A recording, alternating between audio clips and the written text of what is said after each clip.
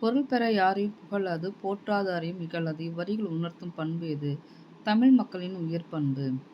நாமக்கல் கவிஞரை காந்திய கவிஞர் என்று அழைக்க காரணம் என்ன? காந்திய கொள்கைகளால் ஈர்க்கப்பட்டவர். அருள்நெறி அறிவைத் தரலாகும். அதுவே தமிழன் குரலாகும். இதில் அதுவே என்பது எதை குறிக்கிறது? அருள்நெறி நிரம்பிய அறிவு. கீழ்க்கண்டவற்றுள் நாமக்கல் கவிஞர் எழுதாத உண்மை நூல் எது? தமிழ் வளர்ச்சி. எங்கள் தமிழ் பாடலில் இடம்பெற்றுள்ள நெறி என்ற சொல்லில் ஆழ்ந்த பொருள் யாது? வழி, வாழ்க்கை முறை. குரலாகும் என்னும் சொல்லை பிரித்து எழுத கிடைப்பது எது? குரல் கூட்டல் ஆகும். ஒன்றல்ல இரண்டல்ல. பாடலின் ஆசிரியர் உடுமலை நாராயணசாமி எந்த பெயரால் புகழப்படுகிறார்? பகுத்தறிவு கவிராயர். உடுமலை நாராயணசாமி நாராயண கவி, பகுத்தறிவு கவிஞர். பகைவரை வென்றதை பாடும் இலக்கியம் எது? பரணி.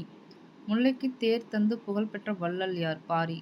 முகில் என்னும் சொல்லின் பொருள் யாது? மேகம். இரண்டல்ல என்னும் சொல்லை பிரித்து எழுத கிடைப்பது எது? இரண்டு கூட்டல் அல்ல. புலவரின் சொல்லுக்காக தன் தலையையே தர துணிந்த வள்ளல் யார்? குமணன்.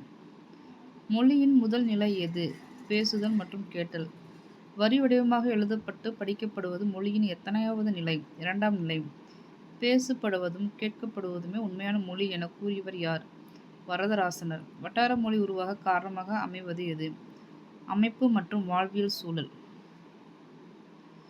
பேச்சு மொழியை உலக வழக்கு என்றும் எழுத்து மொழியை இலக்கிய வழக்கு என்று கூறியவர் யார்? தொல்காப்பியர். பேச்சு மொழிக்கு எழுத்து மொழிக்கும் இடையே பெரிய அளவில் வேறுபாடு இருந்தால் அது எவ்வாறு அழைக்கப்படும்? இரட்டை வழக்கு மொழி. எடுத்தல், படுத்தல், நலிதல், உழைப்பில் திரிவும் தத்தமிழ் சிறிது உணவாகும். இவ்வரிகள் இடம்பெறும் நூல் எது? நன்னூல். பேச்சு மொழியில் சொற்கள் பெரும்பாலும் ஒலிக்கும் குறுகி. குழந்தைகளின் தாய்மொழி அறிமுகமாகும் நிலை எது? கேட்டல், பேசுதல். சொலவடைகள் என்பவை எதனை வெளிப்படுத்துகின்றன? மொழியின் அழகியல் மற்றும் பண்பாடு. புண்ணுக்கு மருந்து போட முடியும், புடிவாதத்துக்கு மருந்து போட முடியுமா? இது எவ்வகை தொடர்? சொலவடை. ஆளுக்கு ஒரு வேலை பொம்மலாட்ட கதையின் மையக்கருத்து யாது? கல்வியின் அவசியம்.